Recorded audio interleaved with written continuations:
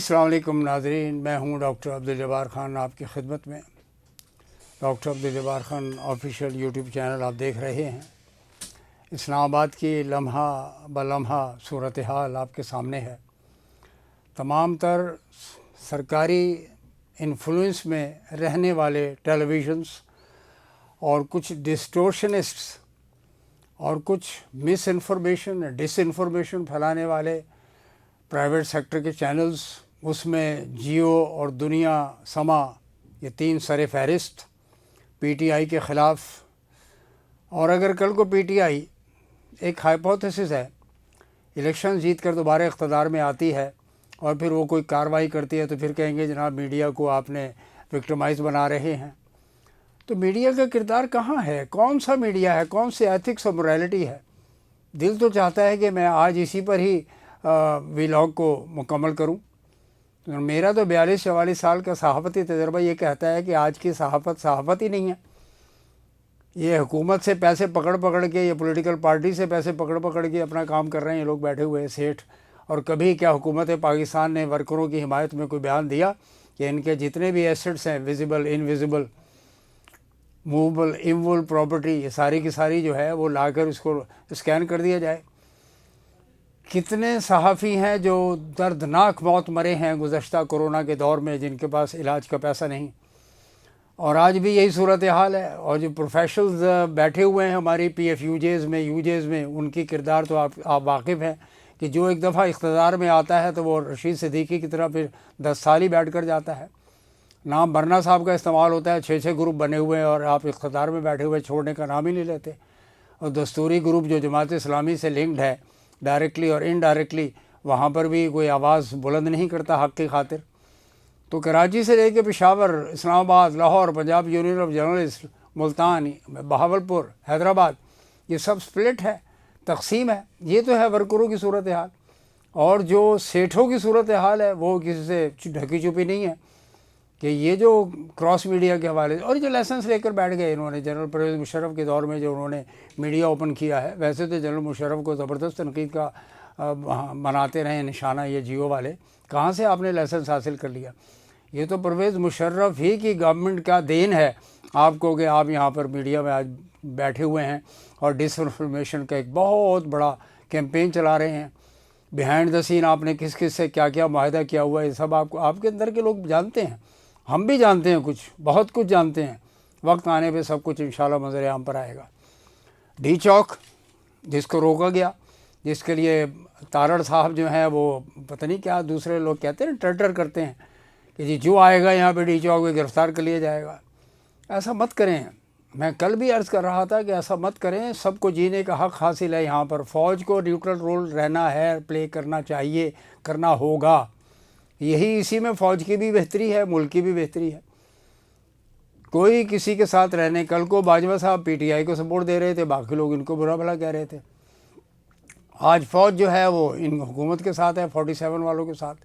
Ragged government ہے۔ پاکستان کی تاریخ میں بدترین انتخابات اگر ہوئے ہیں تو یہ موجودہ ہوئے ہیں، جس میں آپ نے ایک پارٹی کو اڑا کے باہر رکھ دیا، اس کے لیڈر کو جیل میں ڈال دیا، اور ایک اور صاحب آئے چیف جسٹس بن کر، جو اس پشاور یعنی بلوچستان ہائی کورٹ کا براہ راست ان کو وکیل سے اٹھا کر ایک consultancy, Karachi electric supply corporation کا he was a legal consultant, جو چیف جسٹس بلوچستان بنا دیا جسٹس افتخار چودھری نے، اور وہاں سے اٹھا کے سپریم کورٹ کے جج لگا دیا گیا، اور ultimately he became the chief justice of Pakistan. اور جو بلہ ڈینائی کر دیا، سمبل ہی الیکشن کا ڈینائی کر دیا، اور پھر آپ نے اسی کانسٹیٹیوشنل امینڈمنٹ کر کے آپ نے الیکشن کمیشن بنایا، جس کے تحت آپ نے اپنے بندے لگا دیے چاروں صوبوں سے لے کر، اور ایک چیف الیکشن کمشنر۔ انہوں نے جو انتخابات کی ایسی تیسی پھیر کے رکھ دی ہوئی ہے، پورا کا پورا پوسٹ مارٹم اگر کوئی کرتا ہے کر لیں، فافن کی رپورٹ دیکھ لیں، دنیا بھر کی رپورٹ دیکھ لیں۔ آپ تو اپنی کریڈیبلٹی کھو چکے ہیں محترم۔ موجودہ حکومت کی بات کر رہا ہوں، کولیشن کی بات کر رہا ہوں، ایم کیو ایم پیپلز پارٹی اور مسلم لیگ نون کی بات ہو رہی ہے۔ نون کے جو لیڈر ہیں وہ تو بیچارے پتہ نہیں کدھر ہیں، روتے ہوں گے دھاڑے مار مار کر، خاموشی سے روتے ہوں گے، کمرے میں بیٹھ کے باتھ روم میں روتے ہوں گے کہ میرے ساتھ کیا ہو گیا، انہی کے بھائی نے ہاتھ دکھا دیا ان کو۔ تو یہاں پر ایجنسیز کا معاملہ ہے، فوج کا معاملہ ہے، پیراملٹری فورسز کا معاملہ ہے، ملک جل رہا ہے، آپ کو ایک رول پلے کرنا چاہیے تھا. آپ نے فوج سے بھی وہ کام نہیں لیا, نہ ان کو گائیڈ کیا, اور نہ ہی شہداء کے لیے ایک پلاٹ اگر مل جاتا ہے یا کچھ اور بینیفٹ مل جاتے ہیں, یہ بھی کوئی بینیفٹ نہیں ہے. اس سے زیادہ کہ وہ حقدار ہے جو اپنی جانیں دیتے ہیں, معذور ہو جاتے ہیں ساری زندگی کے لیے. ان کی اولادوں کو پوچھنے کے لیے بہت کچھ کیے جانے کی ضرورت ہے, بہت کچھ کیے جانے کی ضرورت ہے. تو جناب آج پی ٹی آئی جس کو آپ نے خوب رگیدا, خوب رگڑا, خوب گرل کیا, آج وہ لیڈر بیٹھ کر اس نے ثابت کیا دنیا بھر میں کہ نیلسن منڈیلا کی طرح سیکنڈ نیلسن منڈیلا اس نے ایمرج کر کے دکھایا, اور آپ کو سب چاروں شانے چت کیا اس نے, جس کا نام عمران خان ہے.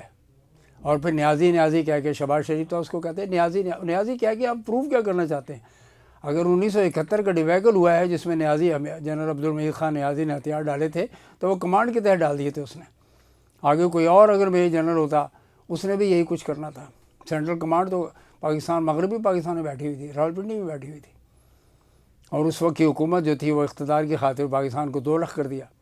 یہ سب ریکارڈ کی باتیں ہیں. قوم نئی نسل کو جاننا چاہیے, نئی نسل کو پتہ ہونا چاہیے کہ پاکستان کیسے بنا تھا, بنگالی نے بنایا تھا, اور ان کے ساتھ ساتھ پنجاب کے لوگوں نے کیا کیا تھا, سندھ کے لوگوں نے کتنا بڑا سپورٹ کیا تھا قائد اعظم کو, وغیرہ وغیرہ. خان عبدالقیوم خان خیبر پختونخوا میں, اس وقت اس کو فرنٹیئر کہا جاتا, اور بلوچستان کے نوابین انہوں نے بالکل سپورٹ کیا. اینی وے, تو آج ڈی چوک جس کے لیے رکاوٹیں کھڑی کی گئی تھی, جس کے لیے موٹر ویز بند کیے گئے تھے, جس کے لیے راولپنڈی اور اسلام آباد کو لاک کر دیا گیا تھا, لوگوں کو پریشانیوں کا سامنا کرنا پڑا, آج وہ لوگ وہاں موجود ہیں. اتنی بڑی تعداد میں موجود ہیں کہ شاید جو عمران خان کا پہلا دھرنا تھا اتنی بڑی تعداد میں لوگ نہیں تھے, وہ تو عوامی تحریک کے ساتھ تھے, مولانا قادری کے ساتھ. آج یہ اکیلے انڈیپینڈنٹ آئے ہیں, جو پاکستان کی سب سے بڑی پارٹی ہے. پروون فیکٹ ہے, یہ لے آئے اس کے اوپر کسی بھی انالیسز, ریسرچ انالیسز کو لے آئے, اسٹیٹسٹیشین کو لے لیجئے, وہ لے کر آئے, ڈیٹا سروے کر لیجیے. یہ سروے نہ کرے جو عام طور پہ یہ سروے ہوتا ہے جی آپ کے سامنے ہے. باقاعدہ ریسرچر کو پتہ ہے کہ ریسرچ کیا ہوتی ہے, اور وہ ثابت ہو گیا. اب اگر آپ کو نیگوشیٹ کرنا ہے تو گورنمنٹ کو ڈسمس کرنا پڑے گا, نئے الیکشنز کا اعلان کرنا پڑے گا, انٹرم گورنمنٹ لانی پڑے گی, اور 26ویں ترمیم ختم کر کے وہ ججز کو لانا پڑے گا جن کا جو حق ہے. یہ نہیں ہوگا کہ جی آپ نے ایک جج کو, اپنی پسند کے جج کو اوپر لے کر آ گئے. انڈو کرنا ہوگا سب کچھ, اور نہیں کرنا ہوگا تو پھر عوام پھر خود فیصلہ کریں گے. اور آئندہ 48 گھنٹے میں پھر ایک ایکسرسائز شروع ہوگی جس میں آپ کو یہ فیصلہ کرنے ہوں گے. پھر میں دہرائے دیتا ہوں, اس گورنمنٹ کو ڈسمس کرنا ہوگا, الیکشن کمیشن کو ڈیزالو کرنا ہوگا, نیا الیکشن کمیشن بنانا ہوگا. یہ سب ڈیموکریٹک آرڈر لانے پڑیں گے. 26ویں ترمیم ختم کر کے ججز کو جو ان کا حق ہے ان کو لا کے دینا پڑے گا آپ کو. جسٹس منصور علی شاہ اور جسٹس منیب اختر, کیوں اعجاز الحسن نے ریزائن کیا؟ آپ نے وہ سچویشن کریٹ کی قاضی صاحب کے دور میں کہ تاکہ ججز جو پی ٹی آئی کے ساتھ بظاہر لگتے تھے, جو آزاد تھے, انڈیپینڈنٹ تھے, ان کو آپ نے کام نہیں کرنے دیا. تو یہ وہ 4-5 اقدام ہیں جن کے اوپر بیٹھ کر ایک فیصلہ کرنا ہوگا. اور یہ فیصلہ کون کرائے گا؟ یہ امریکہ کرائے گا جناب, اور بہت جلدی ہو جائے گا. جنرل نعیم لودھی واشنگٹن میں کیا کر رہے ہیں؟ ٹھنڈی ہواؤں میں بیٹھے ہوئے. کس کے نمائندے ہیں وہ اس وقت؟ کیا وہ حکومت وقت کے نمائندے ہیں؟ کیا افواج پاکستان کے نمائندے ہیں؟ ٹھیک ہے جناب, یہ دیکھیے یہ جو جتنے بھی ایڈوائزرز لے کر آئے ہیں ٹرمپ صاحب, اور آگے اور بھی آ رہے ہیں, جس جنوری کے اندر یہ سارا صورتحال کلیئر ہو جائے گی. جنوری سے پہلے اپنے ہاؤس کو آرڈر کر لیں ہم لوگ تو زیادہ بہتر ہے. ویسے بھی چائنا دیکھ رہا ہے, چائنا کے فارن منسٹر نے کہا تھا نا کہ یہ ایران ہے, یہ پاکستان نہیں ہے کہ وہ ایک ٹیلی فون پر لیٹ جاتا ہے. ایران میں اتنا ہیوج انویسٹمنٹ کرنے جا رہا ہے چائنا اپنے اس کے ساتھ one belt one road initiative کے تحت. پاکستان میں تو اتنا انویسٹمنٹ نہیں تھا جتنا وہاں لے کر جا رہے ہیں. 400 ارب ڈالر کے قریب انویسٹمنٹ ہے ان کا, ہمارے ہاں 60-70 ارب ڈالر, وہ بھی آپ کسی کو نہیں کھلا. آج بھی گوادر کو پوری طرح سے فنکشن نہیں ہونے دیا جا رہا, بہترین سہولتوں کے باوجود. بہترین 18 فٹ کی پورٹ ہے وہ, 18 فٹ نیویگیشنل چینل ہے وہاں پر, جو اس ریجن میں سب سے بڑی پورٹ ہے. ایون سنگاپور نہیں ہے, ایون بامبے اور کلکتہ نہیں ہے, ایون دبئی کی پورٹس نہیں ہیں, ایون بندر عباس نہیں ہے. یہ وہ پورٹ ہے. کراچی پورٹ اور بن قاسم بھی اتنی گہری پورٹس نہیں ہیں جو کہ گوادر میں اللہ رب العزت نے آپ کو ایک نیچرل جیٹی دی ہے, بہت ہی خوبصورت اور بہت ہی گہری, جس میں بڑے بڑے جہاز آ سکتے ہیں.